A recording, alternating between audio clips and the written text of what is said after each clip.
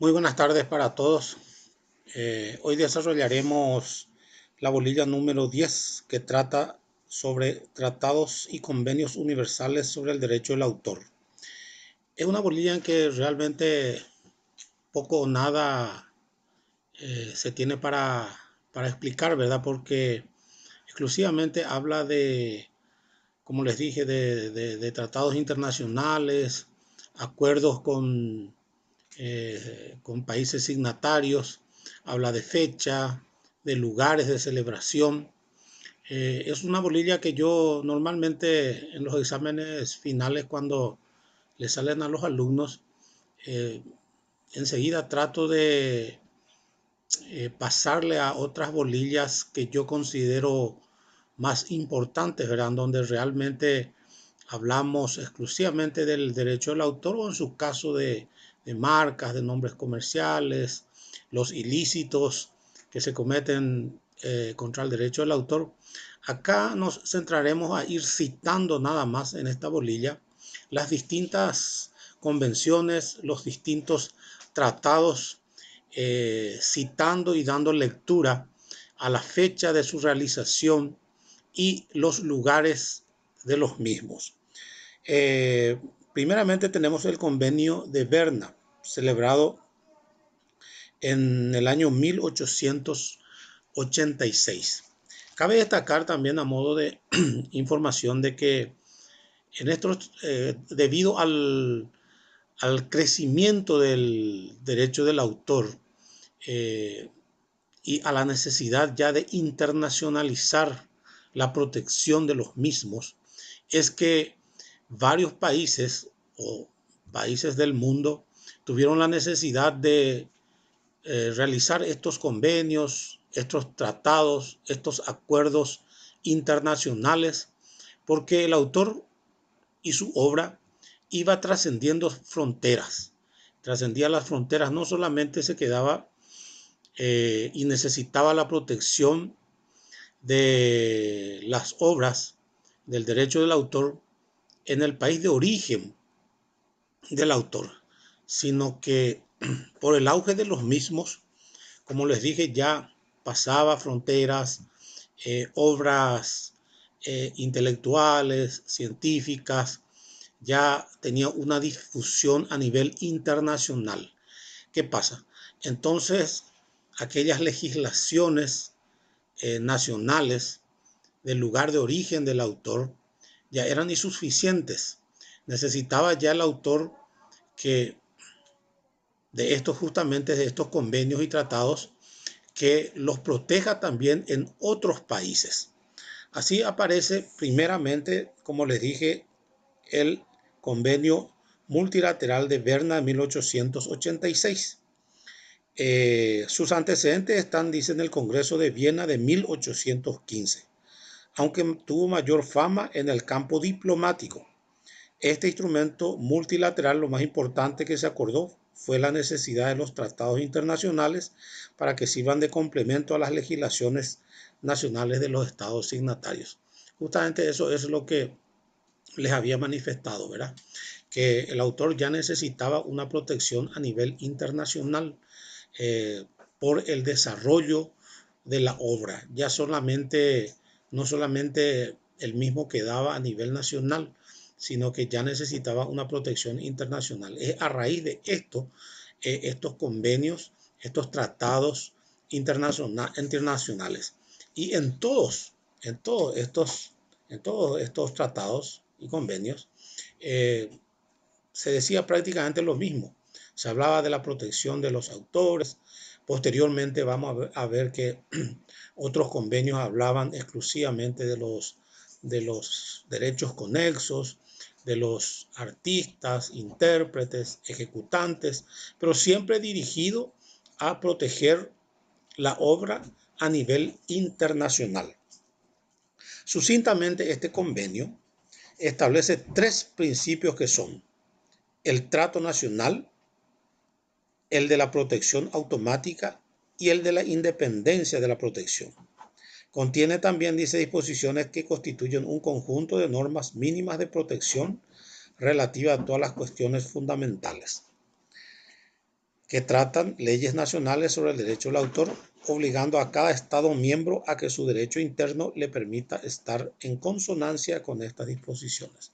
O sea, que los países signatarios de este convenio, de este tratado, podían exigir la protección de sus autores nacionales, de sus obras nacionales en los diferentes países de los distintos continentes.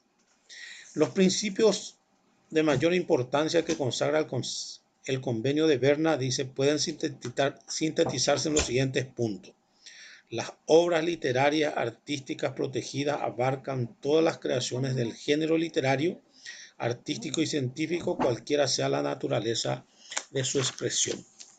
B. La protección otorgada a estas obras redunda en beneficio del autor y sus derechohabientes en forma integral, y que esta protección dada en favor del creador no está sujeta a ninguna formalidad. Paso a dar lectura porque, como les expliqué, todos estos tratados hablan prácticamente de la misma cosa, ¿verdad? De la protección del autor y de su obra.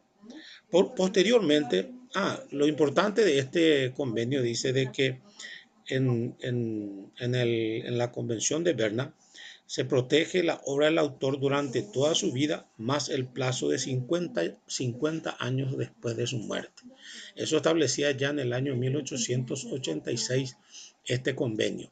Nosotros bien sabemos que nuestra legislación nacional vigente da una protección al autor durante toda su vida, más 70 años después de su muerte.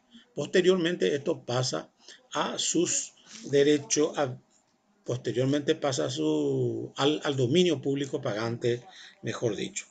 Posteriormente tenemos la Convención Universal de Ginebra de 1952. Es más conocido este instrumento jurídico internacional como Convención Universal, que protege igualmente los derechos del autor. Fue firmada el 6 de septiembre de 1952 en Ginebra, Suiza. Vuelvo a repetirles, dice, son convenciones y tratados internacionales que se van realmente modernizando, se van actualizando, pero todas hablan de la protección del derecho del autor. Se lo conoce también como el convenio puente, por la facilidad y similitud que tiene con la convención anterior, que es la Convención de Berna. O sea que nada va en contra de la convención anterior. Es más, por eso se lo conoce como una convención puente, dice, porque es prácticamente una continuidad de aquella primera convención. Posteriormente tenemos la Convención Internacional sobre la protección de artistas, intérpretes y ejecutantes de Roma de 1961. Aquí ya vemos que en esta convención no solamente ya se protege al autor de una obra artística, científica o literaria, sino que también a aquellas personas que forman parte del derecho conexo, así como habíamos dicho en bolillas anteriores. ¿Quiénes son estas personas? Son aquellas que, no siendo autores originarios de una obra, su aporte es fundamental para que esa obra pueda llegar a conocimiento del público. Son los artistas, son los intérpretes, los ejecutantes, etcétera. Son aquellas personas que ayudan en una forma, de una forma fundamental, digamos, por así decirlo, para que la obra pueda conocerse. La dinámica del derecho del autor, las sociedades de gestión colectiva. Las sociedades de gestión colectiva son aquellas sociedades formadas por autores de cualquier tipo de obras científicas, obras artísticas, literarias, forman una comisión, forman una sociedad que que su objetivo principal es la protección de los derechos de los autores, de sus asociados. Ellos se forman como una sociedad, los autores se asocian a esta sociedad y ahí reciben la protección de dicha institución.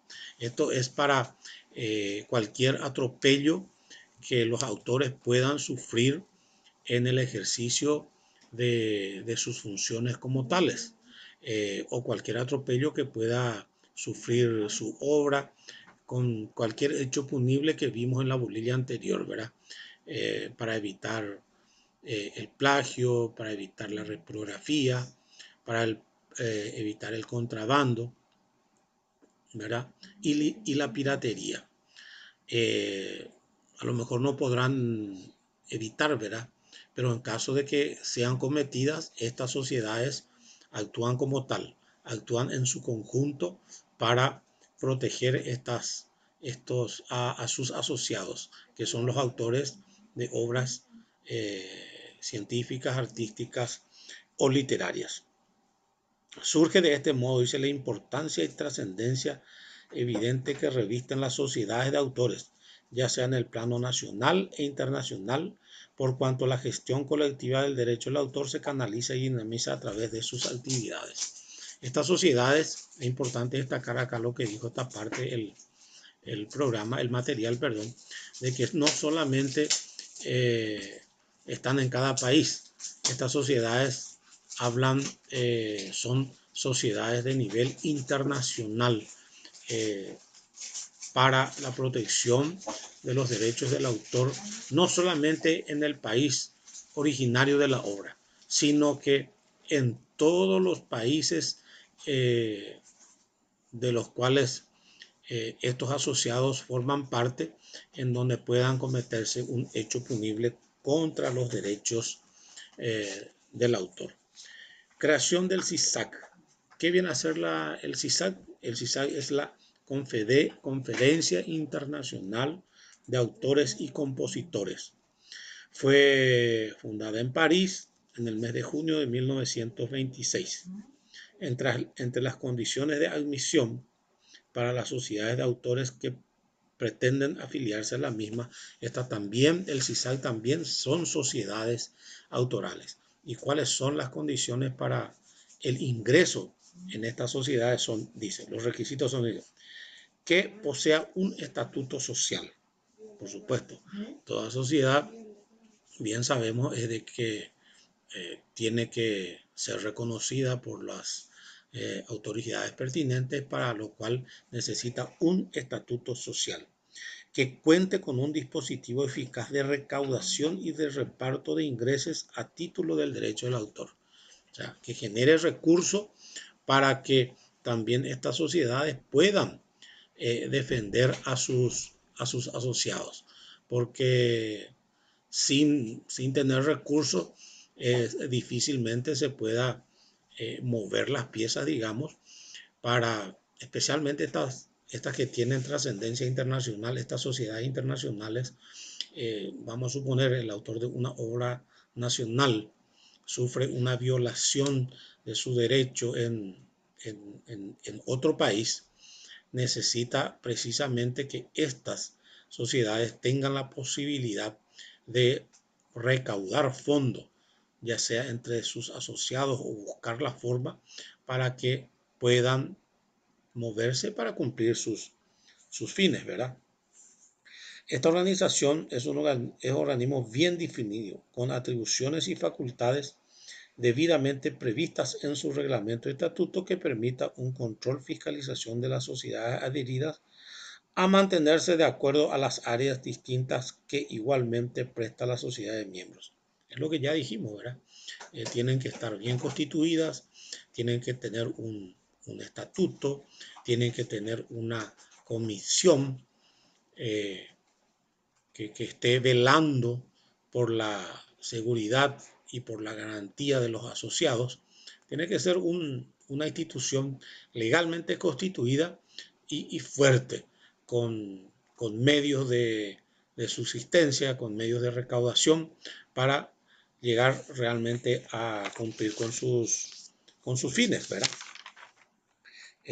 Los organismos sociales, los órganos sociales compuestos, dice por dice está la Asamblea General, está el Consejo de Administración, está el Buró Ejecutivo, la Secretaría General, los órganos profesionales y los órganos técnicos. O sea, es una entidad bien constituida. La sociedad, por último, nuestra bolilla nos habla de la sociedad de gestión colectiva de nuestro país. Anteriormente estuvimos hablando a nivel internacional. Ahora vemos qué sociedad tenemos legalmente constituida en nuestro país. En nuestro país, la sociedad legalmente constituida que vela y protege los derechos autorales es una institución que lleva las siglas APA, Autores Paraguayos Asociados. Esta entidad tiene como finalidad la protección de los autores ante cualquier atropello que pueda sufrir contra la creación de su intelecto, contra su obra. Y una de las formas de recaudar que tiene esta asociación, porque tiene que subsistir, así como la que vimos anteriormente, tiene que tener estatuto social, tiene que tener una asamblea constitutiva, tiene que tener una comisión directiva, tiene que tener toda una estructura, necesita como entidad para que, primero, sea reconocida por los organismos del Estado, ¿verdad? Porque estos inscriben también su sociedad. Esta sociedad es reconocida por el Estado para que también pueda funcionar legalmente, ¿verdad? Y como también dijimos en la anterior sociedad de carácter internacional, también necesita generar ingresos para que puedan proteger a sus asociados, ¿verdad? En este caso, su ingreso principal, habíamos dicho de que cuando hablamos del, del tiempo de duración de la protección del derecho del autor, habíamos dicho de que dura durante toda la vida más 70 años después de su muerte. ¿Y qué pasa posteriormente a eso? ¿Qué pasa de esa obra que ya no le, obviamente, pasó de mano del autor originario a sus herederos? Transcurrió los 70 años. ¿Y qué pasa? Habíamos dicho que pasa al dominio público pagante, pasa al Estado, ¿verdad? Y justamente es esta entidad, la Asociación Paraguaya de Autores, a esta entidad pasa estas obras y todo lo recaudado por la venta de las distintas obras que transcurrieron ya los 70 años después de la muerte, pasa a ser administrado por esta entidad que lleva las siglas de APA. Todo lo recaudado por la venta de las obras ya que pasaron este periodo de tiempo sirven justamente para mantener a, a esta entidad. Es una de sus principales formas de recaudación. Independientemente también a que tienen los asociados, tienen tienen un pequeño pago para una pequeña cuota mensual, digamos, para formar parte de esta asociación, pero eso es mínimo porque muchas veces sabemos que hay autores especialmente musicales que en su vejez terminan en muchos autores de gran prestigio terminan en situación de calle, ¿verdad?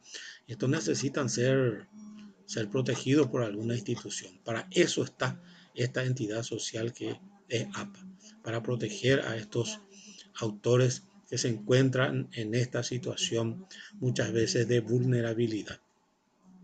Con esto estamos terminando esta bolilla en donde con relación a los tratados y convenios internacionales lo importante es solamente citar, no hace falta recordar la fecha exacta de su realización, sí el lugar de su realización y en todos prácticamente se trataron la misma cosa, la protección integral de los derechos del autor ya en una forma, ya en un modo a nivel internacional, porque por eso se vio la necesidad de la realización de estas convenciones, de la realización de estos tratados y estos tratados y convenios a nivel internacional protegen a todos los autores de los países signatarios